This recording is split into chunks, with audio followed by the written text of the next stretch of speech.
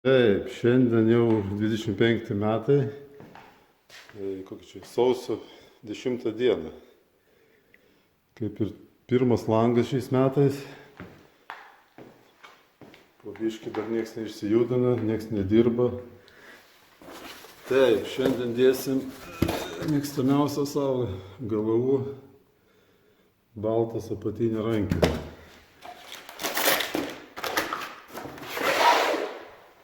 Tai bandom pakuotis.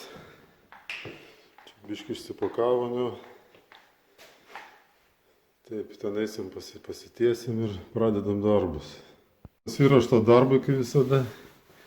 Patiesta, ten, kas krista. Išimta varčia. Einam pasižiūrėsim, kas šiandien daros. Nu, kaip visada mūsų Rūgių gatvė. Rūgių gatvė visi čia probleminiai. Ar štai valiojas kažkur. Nu ką, ardamės. Prasierdėm čia. Tai va. Bruselis šlapės ir vat kur varžtai. Kur varžtai ir visada leidžia. Pabandysim čia pakeisti žmogui naujus.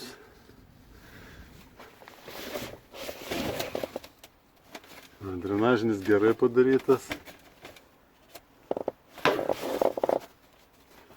Paklijuotas. Tai ir paliekam. Čia su tuo problemų nebuvo. Betono bruselio. Tai dėsim žmogui naujus varžtus. Čia irgi kaip pabėgė gal kažkas. Nu, ardom toliau. Ai, va šitie va išdūva. Ir būna, kad pavaro paskui. Čia nieks tarpinis jokios nesikeičia senos langos. Čia jau pabėgė buvo jau. Čia pabėgė. Nu, keičiam staigiai, nes apsiniaukė.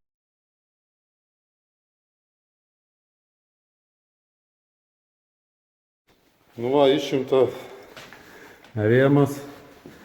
Ir dabar žmonės klausia, kodėl kartais negalima gražiai atskirti gipsą su. Tai va tai būna. Tai profiliai prisukti. Ir tu bandai tą rėmą išimti ir neišsiema. Va, persukta. Nu ir kaip tu gali atskirti juos. Tai išpjauni gipso tokius gabaliukus, palieki. Tada viskas susitvarka. Einam toliau. Visas profiliais apvarytas. Ir visur gipsai prisukti. Ir bandai, kada rėmą išimti ir neišsijama, dėl to draskom po biškį. Paskui 5 centimetrai. Čia va išsilupa, kur buvo prisukta. Bet vis tiek reikia pjaut, nes rėmai skiriasi ir nelenda. Va. Viskas išsidraska. Dedam toliau. Pavyzdys, kaip čia visiems sakau.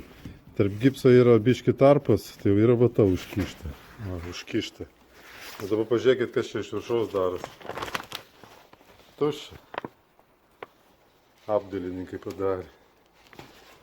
Dabar rekomenduojama visada daužyti šonus, apsišildyti, dėti tą garo plėvelę. Nu, kaip šiltnaminė tokia vėliuksų yra. Ir va. Tuščia. Kodėl paskui peršala kažkas tai? Tai šeimininkas matys tą video. Galės apdailininkų paprašyti, kad perdarytų, apšildytų. Taip, įdėtas naujas bruselis. Čia labai tarpas buvo. Visada po 2 varžtus, kad neatkiptų. Ir dar vienas ilgas. Ir čia tas pats. Dėsim tą difuzinį sijoną. Viršui pakeisti irgi naujas bruselis. Jeigu matot. Tai yra atlikęs senas. Tai tą seną čia įdėsim, prisuksim, kad skarda, kai sijonai guli, kad atsistojus kas nors neįgriūtum. Tai va, naujas bruselis, irgi privarytas po 2 varžtus, kad nenuskiltus. Ir po vieną ilgą visada, kad tiesiai į gegnę. Dėsim difuzinį, suviniosim po to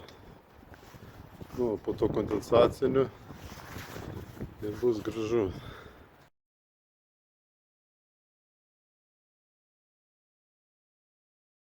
Statytas langas. Čia, kaip sakiau, visą viršų pakeisiu. Va. Mano grabelis telefonas jau baigėsi. Va, čia yra tie seni, čia tie nauji. Jie yra storesni ir kada būna mediena ar prapūvusi, ar skarda daugiau išsizulinus, tai tie va remontiniai uždaro skylės daugmaž. Aišku, čia visą stogą reikėtų keisti, nes jau čia kiek 20 metų kokiu tam stogui. Baiginėjom darbus. Padarytas stogas, pakeisti varžtai ten, kaip sakiau, į didesnius. Dedam varčią ir važiuojam namo.